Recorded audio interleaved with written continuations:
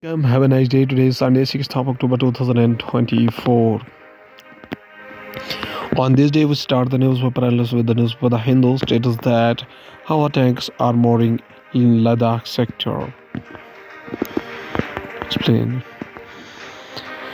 The Ukraine war front has showcased the adaptability of the battle tanks, proving that armor is even more essential in the new age battlefield. In addition to long-range firepower, in another arena, after the May month of 2020 standoff in the eastern Ladakh sector between the Indian and China armies and tankers of the both have been deployed at altitudes of 13,000 to 15,000 feet. In some cases, barrels facing each other 100 meters apart. Now, for this, what is the current situation? In September and 2024, the army demonstrated the capabilities of its armor deployed close to the line of actual control in the eastern Ladakh. T-90 tanks and BMP-2 armored carriers demonstrated their capabilities, including crossing the Indus River at Neoma, located at an altitude of 13,700 feet and around a 30-kilometer straight line from the line of actual control. Army personnel explained the challenges in the maintaining the machines and keeping them optimally functional in extreme weather conditions. To a group of visiting journalists, we are fully prepared to destroy our enemies at the altitude of T-90 can be deployed anywhere and remove obstacles across the area. It is capable of deep fording, the technique used to cross water bodies, said tradesman Manoj Kumar. He termed the T-90 manufactured in India as a Bhishma as one of the best tanks in the world. What happens when the temperature dips? The performance of the tanks can be affected due to the rarefied air with low oxygen level. When the temperature dips at the night, we have to start the engine 2-3 times so that it can remain functional. Mr. Kumar explained the T-90, manned by a 3-member crew and powered by a 1,000 horsepower engine, has a 125 mm gun, a 7.62 mm machine gun, and a 12.7 mm gun for aerial targets. It can also fire an anti-tank guided missile ATGM. The army is also planning to upgrade the T-72s with a 1,000 horsepower engine. The BMPs can go underwater and even float and are much faster than tanks. One of the officers observed as several T-90s and BMPs raced across the uneven terrain, raising waves of dust all around the ground, vibrating as they passed. Now, what happened after 2020? Galwan clash. After the May month of 2020, there was a major force evacuation as well as the reorientation of troops from the western to the northern borders.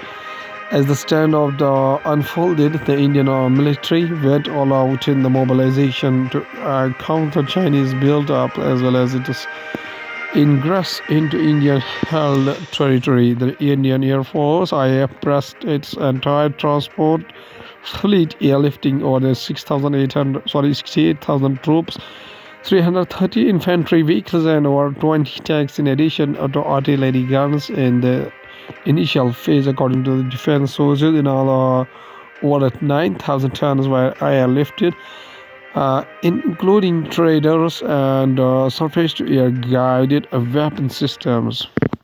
At the end of the August in 2020, as tensions flared up once again on the north and southern banks of the Pangong, so tanks of the both sides came dangerously close, about 100 meters apart on the Kailash range. They were subsequently pulled back some distances from the friction points as part of the disengagement rupture between the two countries. Middle East crisis once again. Live updates. Israel expands its bombardment in the Lebanon as thousands flee widening war.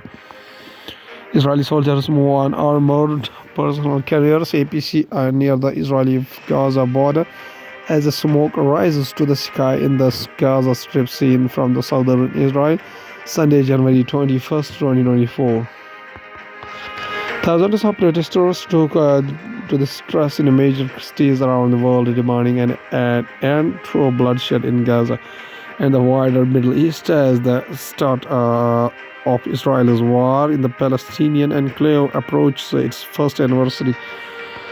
Powerful new explosions rocked Beirut southern suburbs late Saturday as Israel expands its bombardment in the Lebanon, also striking a Palestinian refugee camp deep in the northern for the first time as it targeted both the Hezbollah and Hamas fighters. About 40,000 pro-Palestinian demonstrators marched through the central London, while the thousands also gathered in the Paris, Rome, Manila, Cape Town, and New York City. Demonstrations were also held in the White House in the Washington, protesting United States support for its ally Israel in the military campaign in Gaza and Lebanon.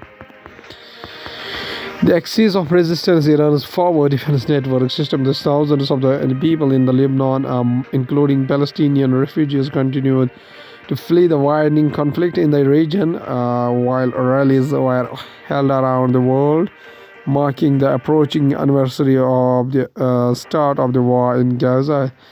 The stirring explosions began near midnight and continued into the Sunday after Israel's military urged residents to evacuate areas in the Dahiya and the predominantly Shiite collections of shrubs on Beirut's southern edge. Going towards the Hindustan Times newspaper states that eradicating caste-based discrimination in the India's prisons a step towards substantive equality. For decades, the structure of the caste-based assignments of labor and segregation in prison has reflected the larger social inequalities that persist outside the prison walls. Nitin Gadkari, Sikkim's Prime Minister and the Modi's function again. Union Ministers H.D. Kumaraswamy and Nitin Gadkari at the 64th SIAM Annual Convention Sustainability Mobility Journey towards the Viksit Bharat in New Delhi. Nagpur. The absence of the Union Minister for Transport Nitin Gadkari from the public engagement of the Prime Minister Narendra Modi in the Vidarbha has raised the eyebrows once again. Modi on the Saturday visited the Jagdamba Mata temple in the Pohra Devi in Washim district, where he offered prayers. He also honored the memories of the Saint Savalal Maharaj and the Saint Ramarao Maharaj by paying tributes at their samadhis also in Pohra Devi. IAF Chopors rescued two foreign women as mountaineers stranded near the Chakhamba Tree Peak. The two mountaineers were identified as Mikhail Theresa Dwork from the United States and Faye Emanuel from the United Kingdom. The two foreign women mountaineers who were stranded at an altitude of over 6,000 meters for 3 days during the expedition of Chakhamba Tree Peak after their equipment and bags slipped in the gorge were successfully rescued by the Indian Air Force teams using choppers on Sunday morning.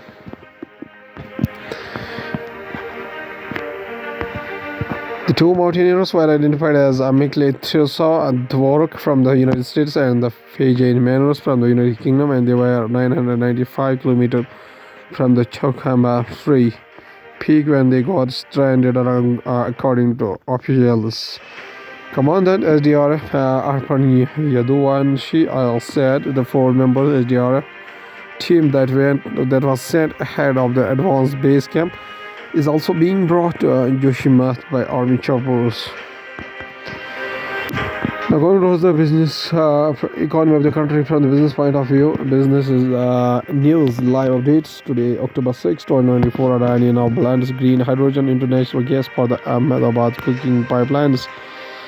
Latest news on October 6, 2024. Adani Group has started once again blend green hydrogen, the natural gas that is supplied to the households for cooking purposes in the parts of the Ahmedabad with a view to cut emissions and meet net zero targets.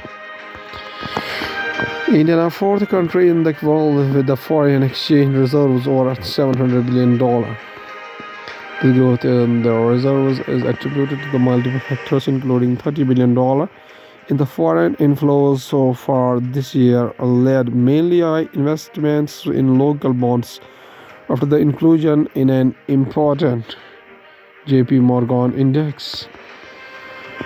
Boeing got unsafe parts for 787 Dreamliner from two Italian suppliers. Italy investigation. Boeing employees walk the new Boeing 787-10 Dreamliner down towards the delivery ramp area at the company's facility.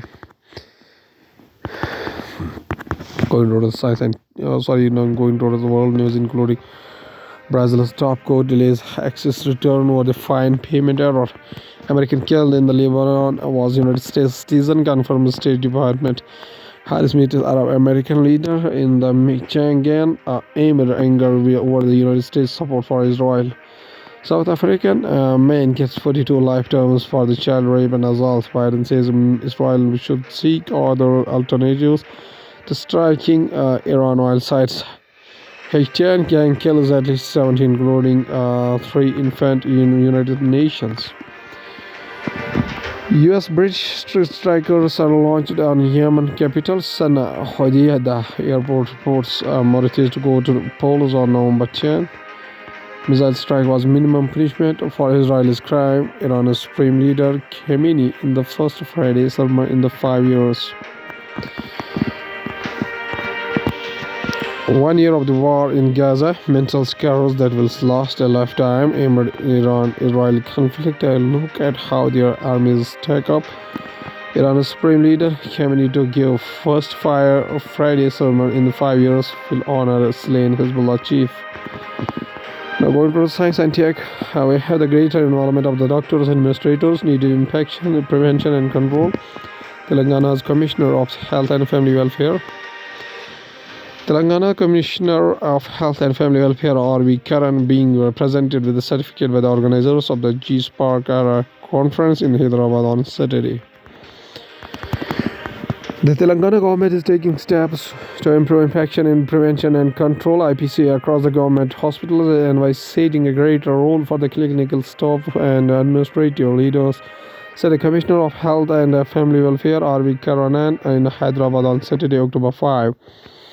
He highlighted the importance of active participation of doctors and family administrators in IPC efforts and the need for a dedicated IPC budget in the state and rush to ensure smooth implementation of the infection control activities. According to the World Health Organization, IPC is a practical, evidence-based approach to prevent avoidable infections in the patients and healthcare workers. IPC encompasses all aspects of the healthcare, including hand hygiene, surgical site infections, injection safety, and antimicrobial resistance (AMR). Anti-cancer drugs may soon have QR codes to prevent counterfeits in the market. With the reports of the anti-cancer drugs being replaced by the counterfeit products, the government may soon make it mandatory for quick response or QR codes to be attached to every vial and strip of medication marketing in India to ensure a rigorous track and trace mechanism. Criminals in the collusion with the hospital pharmacies have found refilling empty vials of expensive anti-cancer drugs with the fake products. Chemistry group asked stakeholders to purchase medicines only from verified sources. With the reports of anti-cancer drugs being replaced by the counterfeit products, the government may soon make it mandatory for the quick response or QR codes to be attached to every vial and strip of medication marketed in India to ensure a rigorous track and trace mechanism. This was proposed at a recent meeting of the Drugs Technical Advisory Board (DTAB). A meeting, according to its minutes, the board was apprised that unscrupulous criminals in collusion with the hospital pharmacies were found refilling empty vials of expensive anti-cancer medicines with the counterfeit drugs. These fake drugs were then mixed with the genuine stocks and sold to unsuspecting cancer patients, putting their life at risk.